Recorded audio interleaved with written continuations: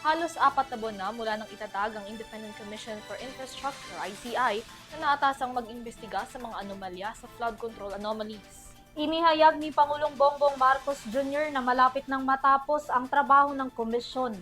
Ang pahayag na yan umani ng samot-saring reaksyon mula sa ilang mambabatas na pinalagan naman kagad ng palasyo. Tunghayan ng report ni Criza Lopez. Umani ng kritisismo mula sa mga mambabatas ang naging pahayag ni Pangulong Ferdinand Marcos Jr. na nalalapit na ang pagtatapos ng trabaho ng Independent Commission for Infrastructure sa pagsasiyasat ng mga flood control projects. Dahil sa mga natanggap na kritisismo, sumagot naman ang palasyo sa mga ito. Partikular na sinagot ni Palace Press Officer at Undersecretary Attorney Claire Castro ang mga pahayag ni na ML Party List Representative Leila De Lima at Gabriela Women's Party List Representative Sara Ilago. Sa pahayag ni Representative De Lima, sinabi niyang hindi na nakakagulat ang pagbuwag ng ICI at nakakadismaya umano ang desisyon ng Pangulo. Nabanggit pa ng mambabatas ang Executive Number 94 kung saan nakasaad na kailangan silipin ang mga transaksyon 10 taon ang nakalipas. Sagot ni Castro rito, may mga tao lamang na hindi makontento sa nagawa ng administrasyon sa investigasyon ng flood control projects. Binigyang diin ng opisyal mula sa palasyo na hintayin muna ang isusumiting report sa palasyo at hanggang ngayon ay hindi pa natatapos ang trabaho ng ICI.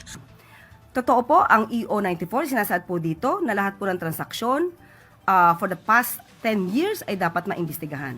So tingnan lamang po natin ano na po ba ang naipon ng mga dokumento ng ICI. Hindi pa naman po kasi tapos.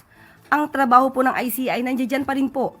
At tandaan din po natin, isa sa mga priority bills ng Pangulo ay ang pagkakaroon ng Independent People's Commission.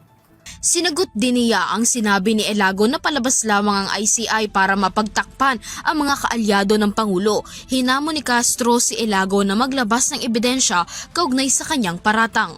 Lamang ang ICI para mapagtakpan ang mga kaalyado. Unang-una po, hinga natin siya ng ebidensya patungkol dito. Hindi po ba siya ang nagbibintang? Hindi po ba siya ang dapat na hingan natin ng ebidensya? Ano ang ebidensya niya para masabi ang pagbibintang na ito? Kasabay niyan, sinabi pa ni Castro na ayon kay dating ICI Commissioner Rosana Pajardo at former DPWH Secretary Vabe Singson, natapos na ang kanilang tungkulin. Kailangan na lamang nilang pagsamasamahin ang mga piraso ng ebidensya at testimonya para mairekomenda sa mga investigating body ng pamahalaan. So ang kailangan na lamang po dito ay ipunin, i-gather ang mga ebidensyang nakalap, pati po ang mga testimonya ng mga taong kanilang naimbitahan. Halos naman po ng mga taong kanilang inimbitahan ay pumunta at nakipag-cooperate maliban kay Congressman Pulong Duterte at kay dating Yusek Cabral.